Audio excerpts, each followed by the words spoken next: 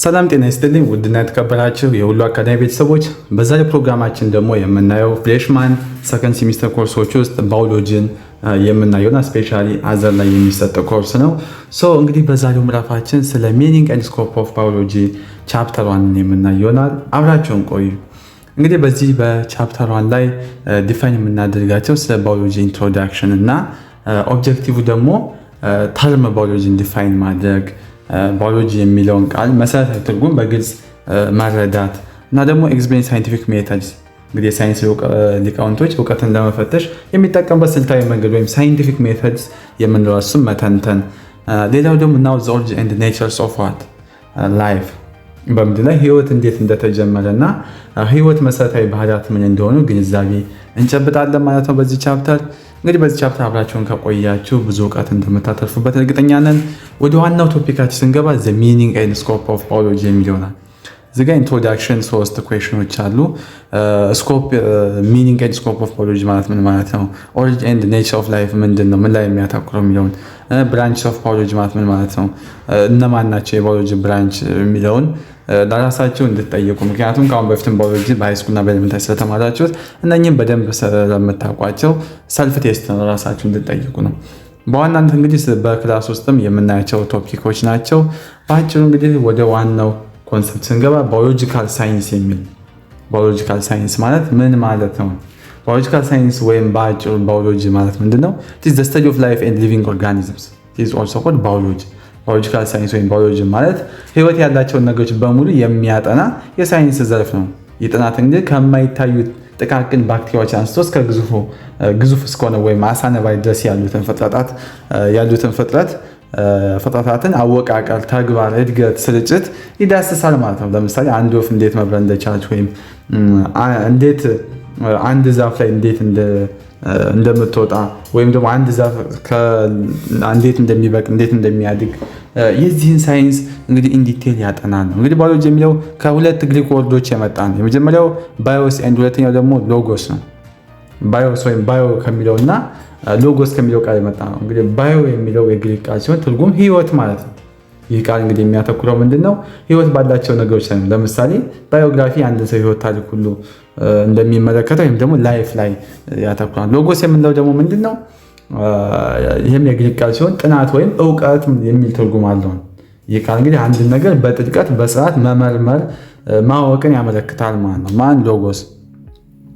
The term biology was coined in late 70s by Peter Antonio de Moit and G. Patrice de Lamarck. ቤትሲ ባይዚ ፕሮናውንስ ሲደረግ ቤትሲ ባላችኛዋ ፕሮናውንስ ታውቃ ቤትሲ ነው ሰውየው ስም። ትንሽ እንትን ይላል ፍራንሳዊ መሰለኝ፣ የፍራንሳዊ ሰውዬ ነው። ለመጀመሪያ ጊዜ ባዮሎጂ የሚለው በ17ኛው ሴንቸሪ ኮይን ያደረገው።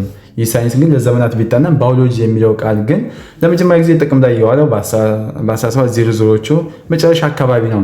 እንግዲህ ቃሉ ያቀረቡት እንግዲህ ፈረንሳዊ ጃን ቤትሲ ዲማርክ እና ጀርመናዊ ፔትር አንቶኒ ዲ ሞኔት የተባሉ ሳይንቲስቶች ናቸው። ይህም እንግዲህ ህይወት ያላቸው ነገሮች እንደ አንድ ወጥ የሳይንስ ዘርፍ የሚታይበት መንገድ ከፍቶልናል። ሌላው ደግሞ early stage was restricted to pure science like botany and zoology።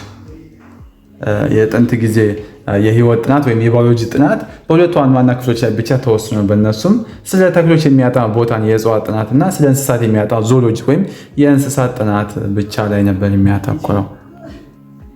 Over time, new branches and technologies evolved, leading to a broad concept called biological science። እንግዲህ ከዚህ በኋላ በቴክኖሎጂ መምጣትና በእውቀት መስፋፋት ምክንያት አዲስ የባዮሎጂ ቅርንጫፎች ተፈጠሩ ነው።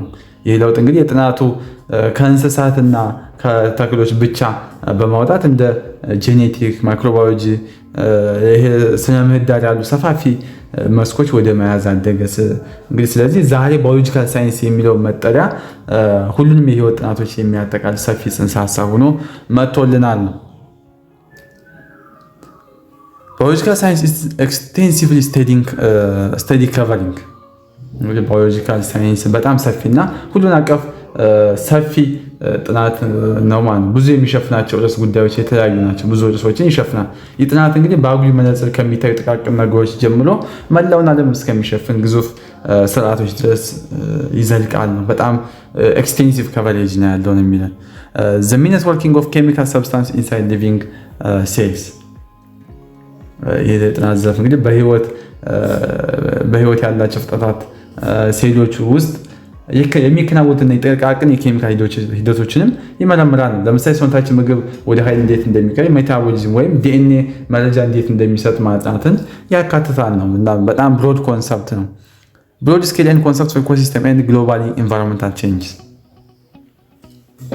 በሌላ በኩል ደግሞ ይህ ሳይንስ እንግዲህ እንደ ኢኮሲስተም ወይም ስነ ምህዳር ያሉ ሰፋፊ ስርዓቶች ያጠናል። ይህ ማለት ህይወት ያላቸው ነገሮች እርስ በርሳቸው ህይወት ከሌላቸው የአካባቢያቸው ክፍሎች ጋር ያላቸውን ግንኙነት መመርመርን ያካትታል ነው። ኢት ኢዝ ኦልሶ ኮንሰርንድ ዊዝ እንግዲህ ከዚህ በተጨማሪም ሌሎች የሚያጠናቸው ነገሮች አሉ። ዘ ፊዚካል ካራክተሪስቲክስ ኤንድ ቢሄቪየርስ ኦፍ ኦርጋኒዝም ሊቪንግ ቱ ዘ ኤንድ ሎንግ ኤጎ። ባዮሎጂ እንግዲህ በአሁን ጊዜ ያሉትንም ሆነ ከብዙ ሚሊዮን ዓመታት በፊት የነበሩ ፍጥረታትን ከአካላዊ ገጽታዎችና ባህሪያትን ጭምር የሚያጠና ሳይንስ ነው።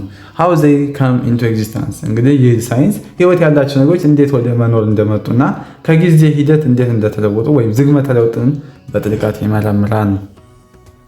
ዚስ ሪሌሽንሺፕ ዊች አዘር ኤንድ ዘር ኢንቫይሮንመንት እንግዲህ ባዮሎጂ ፍጥረታት እርስ በርሳቸው ለምሳሌ አዳኝና ታዳኝ እንዲሁም ከአካባቢያቸው ለምሳሌ ከአየር፣ ከውሃ፣ ከመሬት ጋር ያላቸውን መስተጋብርም የሚያጠና ሳይንስ ነው። ስፔሲፊክ ኤሪያስ ስተዲ ኢንክሉድ ዘ ሂውማን ብሬን ጂንስ ኤንድ ዘ ሪፕሮዳክቲቭ ሲስተም። ባዮሎጂ እንግዲህ እንደ የሰው አንጎል አሰራር፣ የዘር ውርስ መረጃ የሚሰጥ ጂኖች እና የሰው ልጅ የመራቢያ ስርዓት ያሉ የተወሰኑ የጥናት ዘርፎችንም በስፋት የሚሸፍን ነው። እንግዲህ በአጠቃላይ ባዮሎጂ ሳይንስ ኦፍ ሊቪንግ ቲንግስ ዛት ኢዝ ዋይ ባዮሎጂ ኢዝ ሰምታይምስ ኖውን አስ ላይፍ ሳይንስ። ስለዚህ ባዮሎጂ በአጠቃላይ ህይወት ያላቸው ነገሮች የሚያጠና ሳይንስ ነው ማለት ይቻላል። በዚህ ምክንያት ባዮሎጂ አንዳንድ ጊዜ ላይፍ ሳይንስ ወይም የህይወት ሳይንስ ተብሎ ይጠራል። The life science can be defined as systematic study of living things or study of nature። እንግዲህ ላይፍ ሳይንስ ወይም ባዮሎጂ ሌላ ስሙ ነው። እንግዲህ ባዮሎጂ ላይፍ ሳይንስ ማለት ላይፍ ሳይንስ ወይም የህይወት ሳይንስ ወይም ባዮሎጂ ሲባል ህይወት ያላቸውን ፍጥረታት ወይም ተፈጥሮን በስርዓት የማጥናት ሂደት ተብሎ ሊተረጎም ይችላል። ስርዓት ያለው መባሉ ደግሞ ጥናቱ በግምት ሳይሆን በሳይንሳዊ ዘዴዎች፣ በማስረጃ፣ በሙከራ ላይ የተመሰረተ መሆኑን ያመለክትልናል። Teaching of the life science deals with providing information about the latest developing in the fields of biological science worldwide። የህይወት ሳይንስ ትምህርት ዋና ዓላማ በዓለም ዙሪያ በባዮሎጂካል ሳይንስ መስክ ስለሚገኝ አዲስ ግኝቶችና እድገቶች መረጃ መስጠት ነው። ይህ ሳይንስ እንግዲህ በጊዜው የሚያድግ በመሆኑ ተማሪዎች አንድ ጂን ወይም ጂን ኤዲቲንግ የምንለው ወይም አዲስ የካንሰር ህመሞችን ያሉ ወቅታዊ ጉዳዮችን እንዲያውቁ ማድረግ የትምህርቱ ዋና አካል ነው። ሌላው ኮንሰፕት የምንለው ዘ ኦሪጂን ኤንድ ኔቸርስ ኦፍ ላይፍ ነው። ይሄኛው ደግሞ ዘ ኦሪጂን ኤንድ ኔቸር ኦፍ ላይፍ። እዚህ ጋር ሰልፍ ቴስት ጥያቄዎች አሉ። እነሱም ኤክስፕሌን ኦሪጂን ኤንድ ኔቸር ኦፍ ላይፍ ለራሳቸው መጠየቅ ያለባቸው ራሳቸው የሚጠይቋቸው ጥያቄዎች ናቸው። ሁለተኛ ዋት አር ዘ ሳይንቲፊክ ሜተድ፣ ሳይንቲፊክ ሜተድ ምን ማለት ነው የሚል ጥያቄዎች አሉ። one of the biggest and the most important emergent phenomena is that of the origin of emergency of life። እንግዲህ በሳይንስ ውስጥ ካሉ ታላላቅና ወሳኝ ክስተቶች መካከል የህይወት መጀመር ወይም መፈጠር አንዱ ነው። ይህ ክስተት እንግዲህ ህይወት ከሌላቸው ኬሚካል ንጥረ ነገሮች እንዴት ህይወት ያለው ውስብስብ ነገር ሊገኝ እንደቻለ የሚጠይቅ ኮንሰፕት ነው። So the mystery of life origins is still a big ዲቤቲንግ ኢሹ ኦን ሳይንስ። እንግዲህ የህይወት አጀማመር ሚስጥር እስከዛሬ ድረስ በሳይንቲስቶች መካከል ትልቅ የውይይትና የክርክር ርዕስ ነው ማለት ነው።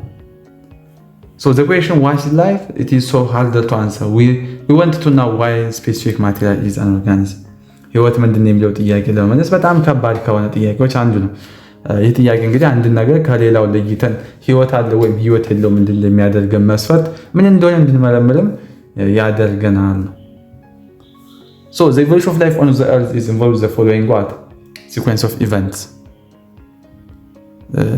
እንግዲህ እዚህ ጋር ኦሪጂን ኦፍ ወይም ኢቮሉሽን ኦፍ ላይፍ በምድር ላይ ለመጀመሪያ ጊዜ የታዩት ህይወት ያላቸው ነገሮች በጣም ቀላል ፍጥረታት የነበሩ ሲሆን እነሱም አንድ ሴል ብቻ ያላቸው ወይም ሲንግል ሴል ኦርጋኒዝም ነበሩ። እዚህ ላይ እንግዲህ እንደ ባክቴሪያ ያሉ ጥቃቅን ፍጥረታት ሲሆኑ ህይወት መሰረታዊ ተግባራት በሙሉ በአንድ ሴል ውስጥ ያከናውኑ ነበር ነው። ይህ እንግዲህ የህይወት የመጀመሪያ ምዕራፍ እንደነበር ሳይንቲስቶች ይጠቅሳሉ ነው።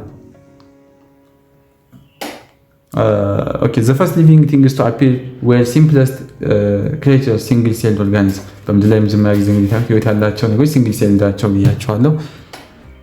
From this come from complex multicellular organisms።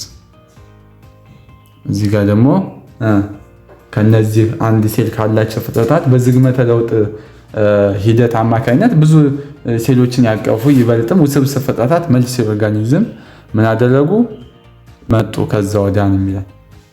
ይህ ቪዲዮ ከጠቀማችሁ ቪዲዮውን ላይክ፣ ቻናሉን ሰብስክራይብ በማድረግ እንዲሁም ደግሞ ቪዲዮ ስንለቅ እንዲደርሳችሁ የኖቲፊኬሽን ምልክቱን ኦን በማድረግ የቻናላችን ቤተሰብ ይሁን። እነኚህ መልቲ ሴል ኦርጋኒዝም መጡ ነው የሚለን ከዛ ወዲያ። ሌላው ደግሞ this complexity involved cellular specializations where certain cells carried out specific tasks። ይህ ውስብስብነት እየጨመረ ሲመጣ ሴሉላር ስፓይሬሽን ወይም የሴል ስራ ክፍፍል ሴሉላር ስፓይሬሽን የምንለው ወይም የሴል ስራ ክፍፍል ተከሰተ ነው። ይህ ማለት የተለያዩ ሴሎች የተወሰነ ተግባራት ብቻ እንዲያከናውን መመደባቸው።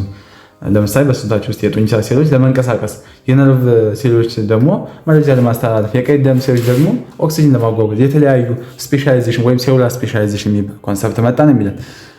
millions even billions of years change lead to the living things we know cell plants and animals በሚሊዮኖች አልፎም በቢሊዮኖች የሚቆጠሩ ዓመታት ውስጥ የተከሰቱ ተከታታይ ለውጦች ዛሬ የምናውቃቸው እጽዋትና እንስሳት አስገኝተዋል ይላል። ይህም እንግዲህ የረጅም ጊዜ የዝግመተ ለውጥ ሂደት በምድር ላይ ያለውን አስደናቂ ህይወት ብዝሃነት ወይም ባዮዳይቨርሲቲ እንዲፈጠር አድርጓል። ሳይንቲስትስ ጀነራል ኦከር ዛት the time from the formation of our solar system until now has been about 4.5 billion years። አብዛኞቹ እንግዲህ የሳይንስ ሊቃውንት የፀሐይ ስርዓት ከተፈጠረበት ጊዜ አንስቶ እስከ ዛሬ ድረስ ያለው ጊዜ እስከ 4.5 ቢሊዮን ይርስ ነው ብለው ያስቀምጣሉ ነው።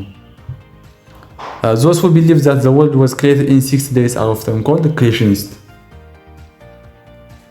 ዓለም በ6 ቀናት ውስጥ እንደተፈጠረች የሚያምኑ ሰዎች ብዙ ጊዜ እንግዲህ ክሬሽኒስት ወይም የፍጥረት አማኞች ይባላል። ይህ አመለካከት እንግዲህ በዋናነት የተመሰረተው በመጽሐፍ ቅዱስና በሌሎች ሃይማኖታዊ መጽሐፎች ፍጥረታት ታሪክ ላይ ነው።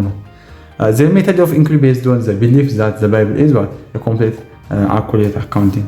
እነዚህ ሰዎች እውቀት ማግኛ ዘዴ እንግዲህ ሜተድ ኦፍ ኢንኩሪ ወይም የተመሰረተው ይሄ መጽሐፍ ቅዱስ ፍጹም ትክክለኛና ታሪካዊ መዝገብ ነው በሚል እምነት ላይ። ስለዚህ ስለ ዓለም አመጣጥ ያላቸው ጥያቄዎች የሚመልሱት ሳይንሳዊ ሙከራ በማድረግ ሳይሆን ሃይማኖታዊ ጽሑፎችን በመተርጎም ነው። እንግዲህ ይህ እምነት ላይ የተመሰረተ የእውቀት መንገድ ነው ይለናል።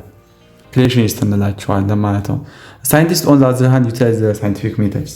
ሳይንቲስቶች ደግሞ በተቃራኒው የሚጠቀሙ ሳይንቲፊክ ሜተድ ወይም ሳይንሳዊ ዘዴ የተባለው ሂደት ነው። ሌላው ደግሞ this method allows to test hypotheses, theories and to develop concepts and ideas። ይህ ሜተድ ደግሞ ይህ ዘዴ መላምቶች፣ ሃይፖቴሲስ እና ንድፈ ሀሳቦች፣ ቲዎሪዎች እንድትፈትሹና እንዲሁም አዳዲስ ጽንሰ ሀሳቦችን እንዲያዳብሩ ያስችላሉ። አንድ ሳይንቲስቶች ይህ ነገር እንዲህ ሊሆን ይችላል ብሎ መላምት ካቀረቡ በኋላ ያን መላምት የሚደግፍ ወይም የሚያብራራ የሚያፈርስ ሙከራ ያደርጋሉ ነው። እንግዲህ እንደዚህ ያን ቻፕተር 1 የምንቀጥል ይሆናል። ይህ ቪዲዮ ጠቃሚ ነው ብላችሁ ካሰባችሁ ቻናሉን ሰብስክራይብ፣ ቪዲዮውን ላይክ እንዲሁም ሀሳብ አስተያየታችሁን ኮሜንት ላይ መጻፍ አትርሱ። በተጨማሪም ይጠቅማችኋል ለምትሉ ለፍሬሽማን ጓደኞቻችሁ ሼር በማድረግ እንድትተባበሩ በትህትና እንጠይቃለን። እንቀጥል። ሰመሪ ኦፍ ቲዮሪስ ኦፍ ኦሪጂን ኦፍ ላይፍ። እዚህ ጋር ደግሞ የምናየው ሰመሪ ነው ማለት በምድር ላይ የህይወት አመጣጥ ለማብራራት በርካታ ሙከራዎች ተደርገዋል። ይህ እንግዲህ የተለያዩ ንድፈ ሀሳቦች እንዲቀርቡ ምክንያት ሆኗል። እያንዳንዱ ንድፈ ሀሳብ እንግዲህ ህይወት እንዴት ሊጀምር እንደቻለ የራሱን መላምት ያቀርባል። ከነዚህ ንድፈ ሀሳቦች መካከል የመጀመሪያው ቲዎሪ ኦፍ ስፔሻል ክሬሽን የምንለው ነው። የመጀመሪያው ቲዎሪ እንግዲህ እዚህ ጋር የምናየው ቲዎሪ ኦፍ ስፔሻል ክሬሽን የምንለው ምንድን ነው የሚለን states that all different forms of life that occur today on planet Earth are being created by God and the Almighty። እንግዲህ ንድፈ ሀሳብ ከምድር ላይ ዛሬ የሚገኙት ሁሉም የህይወት አይነቶች ሁሉን ቻይ በሆነው እግዚአብሔር የተፈጠሩ ናቸው ይላል። ይህ አመለካከት እንግዲህ በብዙ ሃይማኖቶች ውስጥ የሚገኝ ሲሆን ህይወት ድንገተኛ ክስተት ሳይሆን የታቀደና የተቀደሰ ፍጥረት እንደሆነ ያስተምራል። በዚህ ጽንሰ ሀሳብ መሰረት እያንዳንዱ ዝርያ በተለያየ ሁኔታ ተፈጥሯል የሚባይዘው ጀስት ሳይንሱን ማስረዳት እንጂ ሳይንስ ልክ እንዳሆነ እኛ እምነት ያለን ሰዎች ስለሆን በደንብ እናውቀዋለን። የክርስትና እምነት ተከታዮች ያውቃል በደንብ፣ የሙስሊም የእስልምና እምነት ተከታዮችን በደንብ ያውቃሉ እንዴት እንደተፈጠረ ስለ አዳም ምናምን ስለ ሃይማኖት ሰው እዛ ውስጥ መግባት አልችልም። ምን ያው ጀስት ኮንሰፕቱን መናገር ነው የሆነ ሀሳቡን ሁሉንም መናገር ነው። እዚህ ጋር ጀስት የተቀመጠው ማስረዳት ማብራራት ነው እና እናንተ እንትን እንዳትሉ ዳይሬክት እንዳታደርጉት። ቲዎሪ ኦፍ ስፖንታኒየስ ጄኔሬሽን የምንለው ምንድነው? ቲዎሪ ኦፍ ስፖንታኒየስ ጄኔሬሽን እዚህ ጋር የምንለዋል። እኛው ደግሞ ቲዎሪ ኦፍ ስፖንታኒየስ ጄኔሬሽን የምንለው ምንድነው የሚለን እያንዳንዱ ሀሳብ የቀረበው ይሄ የንድፈ ሀሳብ እንግዲህ በህይወት ያላቸው ነገሮች ህይወት ከሌላቸው ነገሮች በድንገት ሊፈጠሩ ይችላሉ የሚል አመለካከት ነው። ለምሳሌ ሰዎች የበሰበሰ ስጋ ዝንቦችን እንደሚፈጥር ወይም የተከመረ ገለባ አይጦችን እንደሚወልድ ያምኑ ነበር። ይህ አስተሳሰብ ግን ለረጅም ጊዜ ተቀባይነት የነበረ ቢሆንም በኋላ በሳይንሳዊ ሙከራ ውድቅ ተደርጓል ነው። ቲዎሪ ኦፍ ስፖንታኒየስ ጄኔሬሽን የሚለው ይህንን ነው የሚለን። የዚህ አስተሳሰብ እንግዲህ አንዱ ጠንካራ አራማጅ የነበረ የታላቁ የግሪክ ፈላስፋ አርስቶትል ነበር። ምክንያቱም የዛን ጊዜ ምንም ሳይንሳዊ ለመሞከር እንትን የለውም የሆነ ቴስት የሚያደርግበት ወይም የሆነ መረጃ ለማግኘት ጥንት ስለነበር በጣም ከባድ ስለነበር የእሱ መላምንት እንደዚህ ብሎ ያምን ነበር ነው። ሌላ ደግሞ ቲዎሪ ኦፍ ካታስትሮፊዝም የምንለው ደግሞ ሞዲፊኬሽን ኦፍ ዘ ቲዎሪ ኦፍ ስፔሻል ክሬሽን ነው። የንድፈ ሀሳብ ደግሞ ምንድነው? የዚህ ስፔሻል ክሬሽን ቅድም ያየነውን ስፔሻል ክሬሽን ነው ልዩ ፍጥረትን የምንለው ማለት ነው። ወይም ይሄ ስፔሻል ክሬሽን ቅድም ያየው ንድፈ ሀሳብን በተወ መልኩና ያሻሻለ ሀሳብ ነው። የዚህ ንድፈ ሀሳብ ዋና ነጥብ ምንድነው? ፍጥረታት አንድ ጊዜ ብቻ ሳይሆን በተደጋጋሚ የተከሰተ ነው የሚል። ይህም እንግዲህ በቅሪተ አካላት ወይም ፎሲልስ መዝገብ ውስጥ የታዩትን ለውጦች ለማብራራት የቀረበ ሙከራ ነው። ይህ እንግዲህ እዚህ ጋር የሚያቀርበው ምንድነው? ሴንስ ኢች ካታስትሮፊክ ኮምፕሌትሊ destroyed existing life. Each of new creation consists of life forms different from previous ones. እያንዳንዱ ጥፋት በወቅቱ የነበረው ህይወት ሙሉ በሙሉ ስለሚጠፋ እያንዳንዱ አዲስ ፍጥረታት ከቀደሙት የህይወት አይነቶች የተለየ ፍጥረታትን ያካተተ ነበር ይለናል። እንግዲህ ይህም በቅሪተ አካል መዝገብ ውስጥ የታችኛው ንብብር ፍጥረት ወይም ፕሪቪየስ ሌየር ላይ ወይም ፍጥረታት ለምን እንደሚለያዩ ለማብራራት የቀረበ ሀሳብ ነበር። ለምሳሌ ዳይኖሰሮች መጥፋት ከዚህ በኋላ የአጥቢ እንስሳት መስፋፋት በዚህ መንገድ ሊቀጥል ወይም ሊገለጽ እንደሚችል እንደ ምሳሌ የሚጠቅሱት ነው። የኛው ነው እንግዲህ ቲዎሪ ኦፍ ካታስትሮፊዝም የምንለው። ሌላ ሁለተኛው ደግሞ ኮስሞዞይክ ቲዎሪ ነው ወይም ኮስሞዞይክ ቲዎሪ ነው። ቲዎሪ ኦፍ ፓንስፐርሚያ የምንለው ማለት ነው። የኛው ቲዎሪ ደግሞ ምንድነው የሚለን? ፕሮፖዝ ዛት ላይፍ ሃዝ ሪችድ ዚስ ፕላኔት as from other heavy bodies or meteors in the form of high resistance spores. ይህ ንድፈ ሀሳብ እንግዲህ ወደ ምድር የመጣው ከሌሎች የሰማይ አካላት ለምሳሌ ከሌሎች ፕላኔቶች ነው ብሎ ያምናል። እንግዲህ ህይወት እዚህ የደረሰው እንደ ሜትሮይድስ የምላቸው ከሰማይ የወደቁ አለቶች ባሉ ነገሮች ላይ ተጣብቀው በመጡና በጣም አስቸጋሪ ሁኔታዎች መቋቋም የሚችሉ የህይወት ዘሮች ወይም ስፖርስ አማካኝነት ነው ይላል። ይህ ማለት ህይወት በምድር ላይ ሳይሆን በሌላ ቦታ ተጀምሮ ወደዚህ ተሰራጭቷል የሚል መላምት ያስቀምጣል። ይሄኛው ኮስሞዞይክ ቲዎሪ ወይም ቲዎሪ ኦፍ ፓንስፐርሚያ የምንለው ይህን የሚለን ማለት ነው። This theory was proposed by Richter in 1865 and supported by Arrhenius in 1908. ይህ ሀሳብ እንግዲህ ለመጀመሪያ ጊዜ የቀረበው በ1865 በሪችተር ሲሆን በ1908 ደግሞ በታዋቂው ሳይንቲስት አርሄነስ ድጋፍ አግኝቷል ነው። አርሄነስ እንደሚለው የህይወት ስፖሮች በህዋ ውስጥ የብርሃን ግፊት እየተገፋፋ ከከዋክብት መካከል ሊጓዙ ይችላል። ይህ ንድፈ ሀሳብ ህይወት በዩኒቨርስ ውስጥ የተለመደ ሲሆን እንደሚችል ይጠቁማል ነው። ጀስት ከሌላ ቦታ የመጣ ነው ወደዚህ እዚህ ምድር ላይ የተፈጠረ አይደለም የሚል እሳቤ ነው እንትን የሚሉት። This theory lacks evidence and was discarded.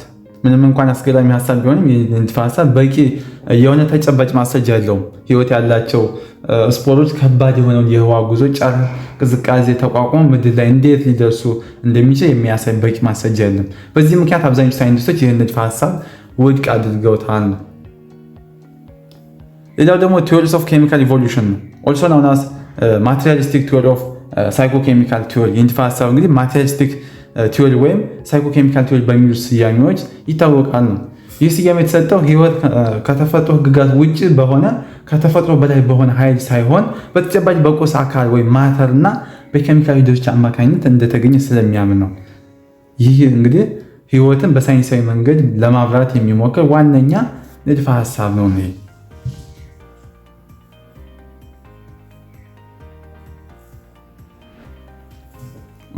ይሄ ደግሞ ምንድነው የሚለኝ?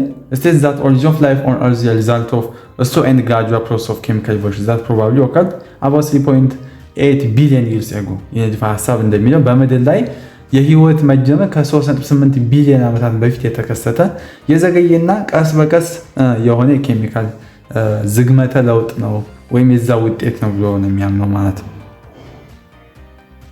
The theory was proposed independently by A.L. Opran, or Russian scientist, in 1920s, and J.B.S. Haldane, an English scientist. እንግዲህ ይህ ንድፈ ሀሳብ እርስ በርሳቸው ሳይተዋወቁ በሁለት ሳይንቲስቶች በተመሳሳይ ጊዜ የቀረበ ነው ማለት ነው። ይህም በ1923 ሩሲያዊ ሳይንቲስቶች በኦፓራን እና በ1928 በእንግሊዝኛው ሳይንቲስት ጄ.ቢ.ኤስ ሃልዳን ፕሮፖዝ የተደረገ ሀሳብ ነው። እንግዲህ ነው ሌላው እንግዲህ የምናየው ሀሳብ ደግሞ ኔቸር ኤንድ ካራክተሪስቲክስ ኦፍ ዋት ላይፍ ነው።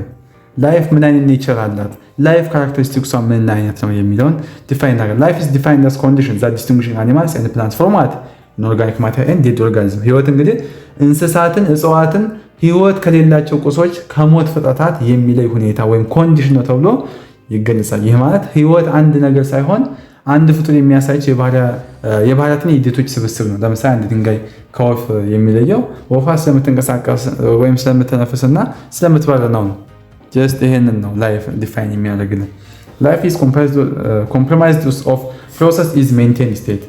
ህይወት እንግዲህ በተለያዩ ሂደቶች ወይም ፕሮሰሶች የተገነባ ሲሆን ያለማቋረጥ ቀጣይነት እንዲኖሩ የሚደረግ ሁኔታ ወይም ሜንቴን ስቴት ነው ይለናል። ይህ ማለት ህይወት ያላቸው ነገሮች ለመኖር በየጊዜው ኃይል መጠቀምና ውስጣዊ ሚዛናቸው ሂሞስታተሳቸው መጠበቅ አለባቸው ይለናል። The most sophisticated forms of life is in man። በምድር ላይ ከሚገኙ የህይወት አይነቶች ሁሉ በጣም ውስብስብና የተራቀቀው የህይወት ቅርጽ ማን ነው? ሰው ነው። ማን የሰው ልጅ በጣም የተራቀቀው። Man demonstrates three leaves or aspects of life። እንግዲህ ሰው ሶስት አይነት የህይወት ገጽታዎች ወይም ገጽታዎችን ያነሳል ተብሎ ይታሰባል። እነዚህ ገጽታዎች እንግዲህ የሰውን ልጅ ህልውና በተለያዩ ደረጃዎች ይገልጻሉ ነው። የመጀመሪያው ላይፍ ኦፍ ዘ ቦዲ ኦር ፊዚካል የምንለው ይህ አካላዊ ወይም ቁሳዊ ህይወት ሲሆን ሰውነታችን በህይወት ለመቆየት የሚያከናውናቸው መሰረታዊ ተግባራት መተንፈስ፣ መመገብ፣ መንቀሳቀስን ያጠቃልላል። ሁለተኛ ላይፍ ኦፍ ዘ ማይንድ፣ ይህ ደግሞ የአእምሮ ህይወት ሲሆን የማሰብ፣ የማስታወስ፣ የመማርና ስሜቶችን የማስተዳደር ችሎታን ያካትታል ነው። ሶስተኛው ደግሞ ላይፍ ኦፍ ስፒሪት ነው። ይህ ደግሞ የመንፈስ ህይወት ሲሆን ከፍ ያለ ዓላማን፣ እሴቶችን፣ እምነትን ከራስ በላይ ከሆነ ነገር ጋር ያለንን ግንኙነት የሚያመለክተን ላይፍ ኦፍ ዘ ስፒሪት እንለዋለን። ፊዚካል ላይፍ ኢዝ ቤዚክ ኤግዚስተንስ ነው። እዚህ ጋር ደግሞ እንግዲህ አካላዊ ህይወት መሰረታዊ ህልውና ነው። ይህ ማለት በህይወት ለመኖር የሚያስፈልጉ ዝቅተኛ መስፈርቶች የሚሟሉበት ደረጃ ነው። ማይንድ ኮንትሪቢዩት ኢፌክቲቭነስ ኤንድ ስኮፕ ነው። አእምሮ ለህይወት ውጤታማነትና ስፋት ይጨምራል ነው። በማሰብና በማቀድ አካላዊ ህልውናችንን ከማሻሻል ባለፈ አዲስ ነገሮችን እንድንፈጥርና ውስብስብ ግኝቶችን እንድንመሰረት ያስችለናል ነው። ይህም ቴክኖሎጂና መሰል ነገሮች እንድንፈጥር ያስችለናል። ሌላው ደግሞ ስፒሪቹዋል ኢንቲቲ ኮንትሪቢዩትስ ማክሲማይዚንግ ላይፍ፣ መንፈሳዊ ማንነት ለህይወት ከፍተኛ እርካታ፣ ሙሉነት ያበረክታል ተብሎ ይታመናል ነው። እስኪ አንድ ሳይንስ እዚህ ጋር ፊዚዮሎጂ የሚለውን እንስማ። ፊዚዮሎጂ ኢዝ ዘ ኤግዚስተንስ ኦፍ ፊዚካል ላይፍ ዲሞንስትሬትድ ባይ ዘ ፕሬዘንስ ኦፍ ዋት ፈንክሽን። ፊዚዮሎጂ ማለት የህይወት ያላቸው ነገሮች አካል እንዴት እንደሚሰራ የሚያጠና የሳይንስ ዘርፍ ነው። በዚህ መሰረት የአካላዊ ህይወት መኖር የሚያረጋግጠው እንደ መተንፈስ፣ የደም ዝውውር እና የምግብ መፈጨት ያሉ ተግባራት ፈንክሽን ሲከናወኑ እዚህ ላይ እነዚህ ተግባራት እንግዲህ ሲቆሙ አካላዊ ህይወት ያበቃል ይለናል። ማን? ፊዚዮሎጂ እንደዚህ ይለናል። ሌላው ደግሞ ሊቪንግ ቲሹ ኤንድ ኦርጋኒዝም ኤግዛቢትስ፣ እንግዲህ ህይወት ያላቸው ህብረ ህዋሳት ወይም ቲሹዎች እና ፍጥረታት ኦርጋኒዝም የሚከተሉትን ባህሪያቶች ያሳያሉ። የመጀመሪያው ኢሪታቢሊቲ ነው። ኢሪታቢሊቲ ማለት ዘ አቢሊቲ ቱ ኤግዛይት ኦር ዲክቴት ስቲሙሊ ቱ ሪስፖንድ ዜር። አያችሁ፣ ኢሪታቢሊቲ ወይም መነቃቃት ማለት ህይወት ያላቸው ነገሮች ለአካባቢያቸው ለውጥ ወይም ማነቃቂያ ስቲሙሊ ምላሽ የመስጠት ችሎታቸው ነው። ለምሳሌ አይናችን ላይ ድንገት ብርሃን ሲበራ በፍጥነት አይናችን መከላቸው የኢሪታቢሊቲ ውጤት ነው። ሌላ ምሳሌ ደግሞ አስታማሚ የተባለው ምንድነው? አንድ ተክል አለ እና ስንነካው ቅጠሎችን መሰብሰብ የሚሰበስብ እጽዋት አለ። የተኔ ባህር ዳር ነው የታከች እንትን ባህር ዳር ወንዝ አካባቢ ወደ ጣና ደሴቱ እንደዛ ነው መሰለኝ። ጣና ደሴት መሰለኝ ያለው እጽዋቱ ጀስት እጽዋቱ ስትነኩት ራሱን ይሸፍናል፣ ይሰበስባል። አስታራሚ ነው ምናምን የሚባል መሰለኝ፣ ስሙን እርግጠኛ አይደለሁም፣ ቼክ አድርጉት እና እሱም አንድ ምሳሌ ነው የዚህ። ሁለተኛው ደግሞ ግሮዝ ኤንድ ዋት ሪፕሮዳክሽን ነው። ኮንሲስት ኦፍ ዘ ፓወር ኦፍ መልቲፕሊኬሽን፣ ዱፕሊኬሽን፣ ሪጀነሬሽን ኤንድ ዲፈረንሺዬሽን። ግሮዝ እና ሪፕሮዳክሽን የእድገትና መራባት የህይወት ያላቸው ነገሮች በሙሉ ቁጥራቸውን የመጨመር መልቲፕሊኬሽን፣ ራሳቸው የመተካት ዱፕሊኬሽን እና የተጎዱ ክፍሎችን የመጠገን ሪጀነሬሽን እና ሴሎቻቸው የተለያዩ ተግባራት እንዲሰሩ የማድረግ ዲፈረንሺዬሽን ችሎታን ያጠቃልላል። ለምሳሌ አንድ ህፃን አድጎ ትልቅ ሰው መሆን እድገት ሲሆን ልጁን መውለድ ደግሞ መራባት ነው። በዚህ ግሮዝ ኤንድ ሪፕሮዳክሽን አንዱ ኤግዛቢት ላይፍ ያለው ነገር ኤግዛቢት የሚያደርገው ነገር ነው ይለናል። ሌላው ደግሞ አዳፕታቢሊቲ ነው። ፐርሚቲንግ ቦዝ ቼንጅ ኤንድ ሜንቴናንስ ኤንድ ባላንስ ኦር ሄሞስታተስ። አዳፕታቢሊቲ ወይም አካባቢ መልመድ ደግሞ ህይወት ያላቸው ነገሮች ከአካባቢ ጋር ለመስማማት እንዲችሉ ራሳቸውን የመለወጥ በተመሳሳይ ጊዜ ደግሞ ውስጣዊ ሚዛናቸውን ወይም ሄሞስታተስን የመጠበቅ ችሎታ ይሄ አዳፕታቢሊቲ እንለዋለን። ለምሳሌ ወደ ቀዝቃዛ ቦታ ስንሄድ ሰውነታችን መንቀጥቀጥ መጀመሩ ሙቀትን አያቸው እንትን ይላል፣ ይንቀጠቅጣል ሰውነታችን። እንግዲህ ያንን መንቀጥቀጥ መጀመሩ ሙቀትን ለመፍጠር የሚደረግ ነው ወይም የአዳፕታቢሊቲ ሙከራ ነው። ይህ ውስጣዊ ሚዛን ለመጠበቅ እንግዲህ ይረዳናል። አሁን ለምሳሌ ዘጠኝ ላይ ስትማሩ ምን የሰው ልጅ ለምሳሌ ወባ ሲይዘው ሰውነቱ ይንቀጠቀጣል አይደለ? የሆነ ብርድ ብርድ ያሰኘዋል። ለምንድን ነው? ያ የሚሆንበት ምክንያት በግሉኮስ መልክ የተቀመጠው ኢነርጂያችን እንዲህ ካታቦሊዝም በመጠቀም እየተሰራበረ ለሴሎች የሚያስፈልገው ፓወር ኦፍ ዘ ሴል ከማይቶኮንድሪያችን ኢነርጂ እንዲላክ ነው። ያ ማለት ያንን በሽታ ለመቋቋም ኢነርጂ ስለሚያስፈልግ ሰውየው ይንቀጠቀጣል። ያንን ከሌላ ስቶር ከሆነ ኢነርጂ ብሬክዳውን ተደርጎ እንዲመጣለት ማለት ነው። አያችሁ፣ ያንን በሽታ ለመቋቋም ኢነርጂ ያስፈልገኛል ላክ ያን የሚንቀጠቀጠው ሰውየው። ምክንያቱም ወባ ሲይዘው ከፍተኛ ኢነርጂ ስለሚጠይቅ ምግብም ይዘጋዋል፣ መጠጣት የማይችል ለዛ ነው። አፉ ይመራል፣ ምግቡ ይመራዋል። ኢነርጂ ከውስጥ ነው እስከዛሬ ከበላው ከተጠራቀመ ስቶርድ ከሆነው ግሉኮስ ነው እየመጣ የሚጠቀመው ነው ከሰውነት ውስጥ። ለዛ ነው ሰውየው ይንቀጠቀጠዋል፣ ይበርደዋል። ያንን ነው መረዳት ያለብን።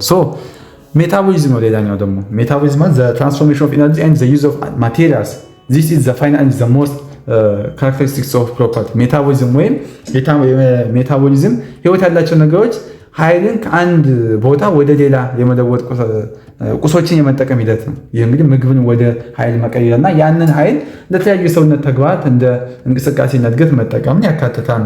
ይህ እንግዲህ የህይወት ዋነኛ ወሳኝ መገለጫ ባህሪ ነው። ሌላው ደግሞ ምናየው ኤክስክሪሽን ነው። ዘ ሪሙቫል ፍሮም ዘ ሴል ዌስት ፕሮዳክትስ ኦፍ ሜታቦሊዝም። ኤክስክሪሽን የምንለው ደግሞ ምንድነው? ቆሻሻ ማስወገድ ነው። በሜታቦሊዝም ሂደት ውስጥ የሚፈጠር አላስፈላጊ ጎጂ የሆኑ ቆሻሻ ንጥረ ነገሮችን ከሴሎች ወይም ከሰውነታችን ማስወገድ ማለት ነው።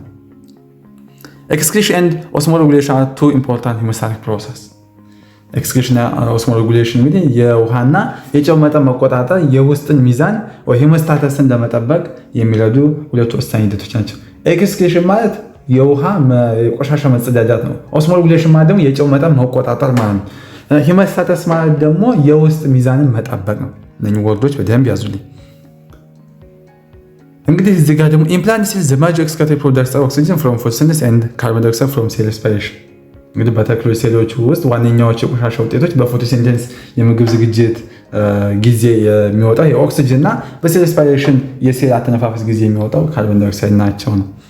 ሌላው ደግሞ የምናየው ኮንሰፕት ደግሞ ምንድነው? ሳይንቲፊክ ሜተድስ ነው። በጣም ወደ የሚገርመው ቶፒክ እየገባን ነው።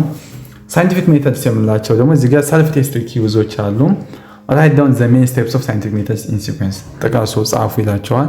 ሳይንቲፊክ ሜተድስ የምንላቸውን እንድጽፉ እዚህ ጋር ጥያቄ ይጠይቃል። ምክንያቱም ሳይንቲፊክ ሜተድስ በሃይስኩልም በፊትም ተምራችኋል፣ በኤሌመንታሪ ሞልሶ 78 ባዮሎጂ አሁን ቀርቷል መሰለኝ፣ አለ መሰለኝ አሁንም በፊት ተምራችኋል። ያንን እንድታስታውሱ እዚህ ጋር ያደርጋቸዋል።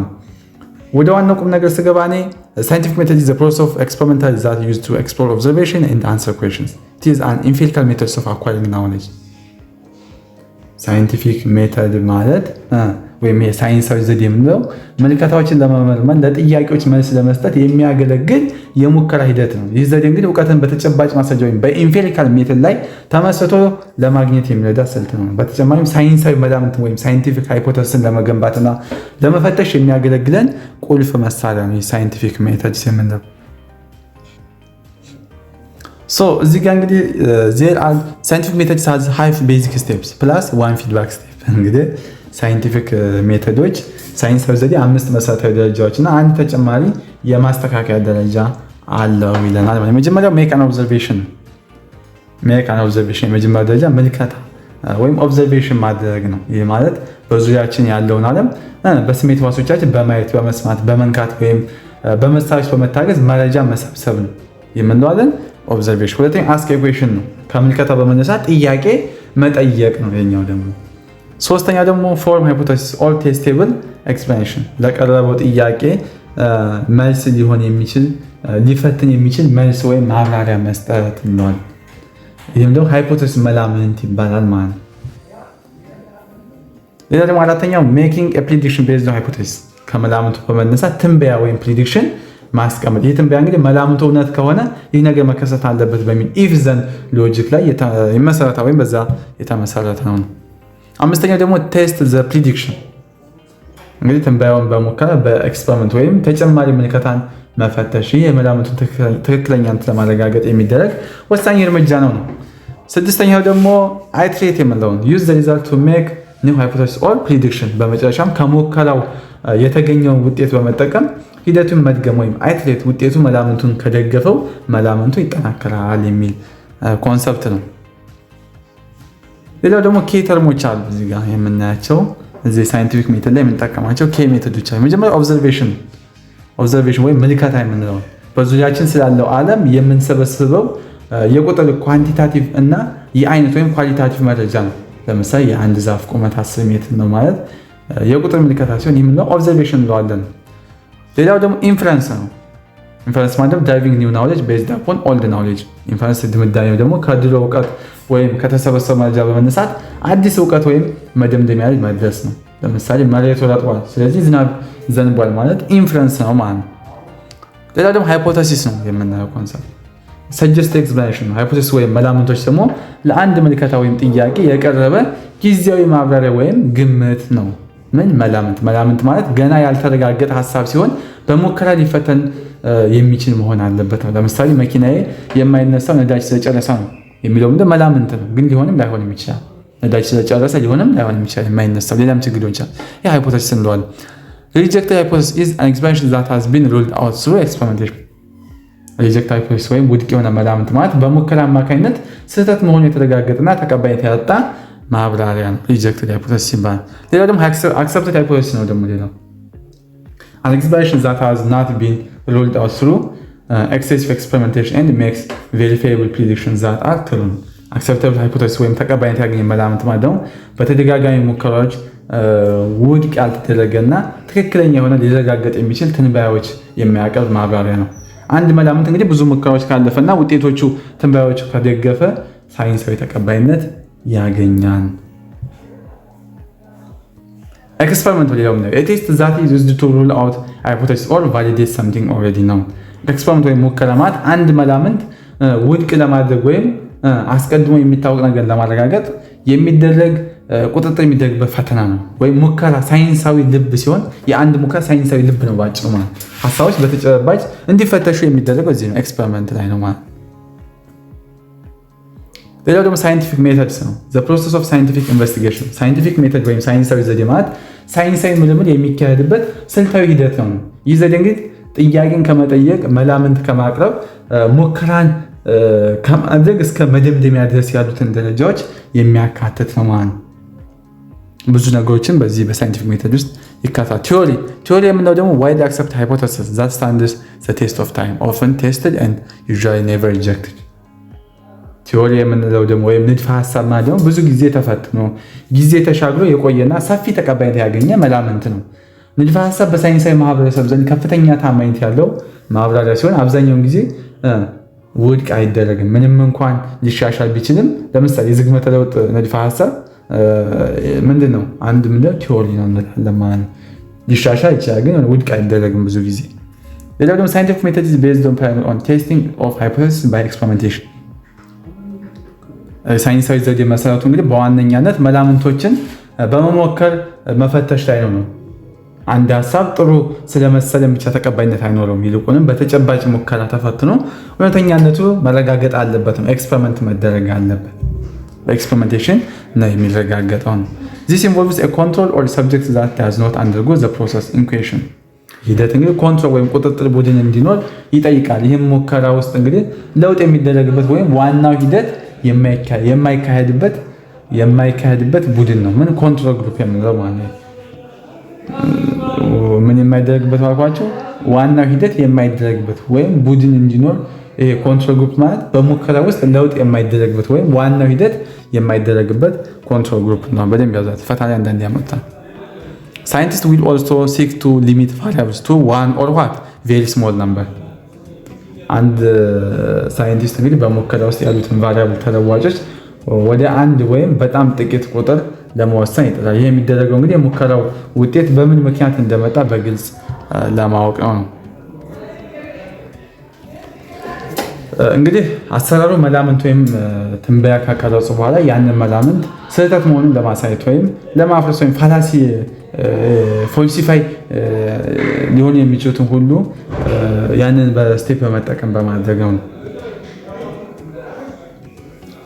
This process serves to establish more firmly what is and what is not true። ይህ ሂደት እንግዲህ የትኛው ሀሳብ እውነት እንደሆነና የትኛው እንዳልሆነ ይበልጥ አጥብቆ ለመለየት ያገለግለናል ነው። ሌላው ደግሞ የምናየው ሰመሪስ ኦፍ ዋት ሳይንቲፊክ ሜተድስ። ሰመሪ ኦፍ ሳይንቲፊክ ሜተድስ እንግዲህ ሰመሪ ኦፍ ሳይንቲፊክ ሜተድስን ከማየታችን በፊት ሁሉ አካዳሚ የሚለውን የዩቲዩብ ቻናላችን ሰብስክራይብ ካላደረጋችሁ ሰብስክራይብ አድርጉ። ቪዲዮዎችንም ላይክ አድርጉ። ሀሳብ አስተያየት ካላችሁ ኮሜንት ሴክሽን ላይ አስቀምጡልን።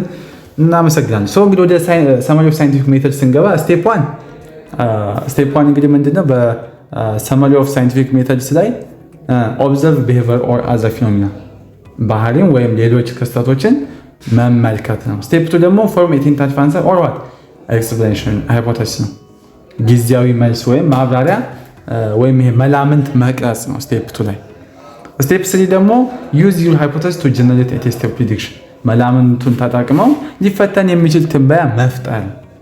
ስቴፕ 4 ደግሞ ሜክ ሲስተማቲክ ፕላን ኦብዘርቬሽን ኦር ዳታ ኮሌክሽን ስልታዊና የታቀደ ምልከታ ማድረግ።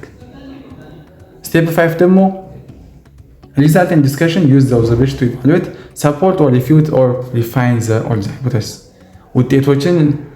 ውጤቶችና ውይይት ምልከታዎችን ተጠቅሞ የመጀመሪያ መላምንት ለመገምገም ለመደገፍ ወይም ውድቅ ለማድረግ ወይም ለማሻሻል መጠቀም መሞከር ነው።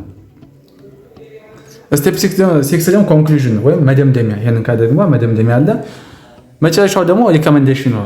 የመጨረሻ ስቴፕ 7 ሪኮመንዴሽን ነው። እንግዲህ ቻፕተር 1 ባጭሩ ይሄን ይመስል ነበረ። ቻናሉን ሰብስክራይብ ያደርጋችሁ ሁሉ አካዳሚ ቢሆን ቻናላችን ሰብስክራይብ አድርጉ። ቪዲዮውን ላይክ፣ ቪዲዮ ስለንለቅ ደግሞ እንዲደርሳችሁ የደወል ምልክቷን ኦን ማድረግ አትርሱ። ዘንድሮ እንግዲህ ከሁሉ አካዳሚ ጋር ሁሉንም ኮርሶች ፎር እንደምታመጡና የምትፈልጉት ዲፓርትመንት እንድትገቡ ለማገዝ እናንተን ቆርጠን ተነስተናል። ከጎናችን እንዳትፈሩ። በቀጣይ ቪዲዮ እስክንገናኝ በቻፕተር 2 መልካም ቆይታ። ከዚህ በተጨማሪ ፕራይቬት ክላስ ላይ ገብታችሁ ፕራይቬት ክላስ ላይ ጥያቄዎች አሉ በየቻፕተር ኪውዞች በቪዲዮ እና በእንግሊዝኛ አማርኛ ከማብራሪያ መልስ ጋር የተቀመጣለ። እነሱን ጥያቄዎች በደንብ ስሩ። ቪዲዮ ብቻ አይታችሁ ጥያቄ ካልሰራችሁ ምክንያቱም በጥያቄ ስለሆነ የምትፈተኑት ፈተና ላትሰሩ ትችላላችሁ። የገባችሁ ሊመስላችሁ ይችላል፣ ግን ራሳችሁን ጥያቄ የሰራችሁ ቼክ አድርጉ። ክላሱ ላይ የገባችሁ ኪውዞቹን በቻፕተር የሚለቀቁትን ሰልፍ ቼክ ኤክሰርሳይሶችን በደንብ ስሩ። እንግዲህ በቀጣዩ ቻፕተር ውስጥ እስክንገናኝ መልካም ቸርን ሰንብቱ። ከዚህ በተጨማሪ ሁሉንም ኮርሶች በደንብ በጥራት ተብራርቶ በተሰሩ ቪዲዮዎች፣ አማርኛና እንግሊዝኛ ኖቶች፣ ኪውዝ፣ የተለያየ ሁሉም ዩኒቨርሲቲ ሚድ እና ፋይናል ኤግዛም ከነመልሶቻቸው በቪዲዮና በአማርኛና በእንግሊዝኛ ኖት ማብራሪያ የተሰሩ የስንል ተማሪዎች ምክር እና ሜንቶርሺፕ ሁሉንም በአንድ ፓኬጅ በቴሌግራም ቻናላችን @ሁሉ አካዳሚ ላይ በፕራይቬት ክላስ ለእርሶ ተዘጋጅቶ ይጠብቆታል። ከእርሶ የሚጠበቀው አንድ ጊዜ ብቻ ተመዝግበው ሙሉ ሲሚስተሩን መማር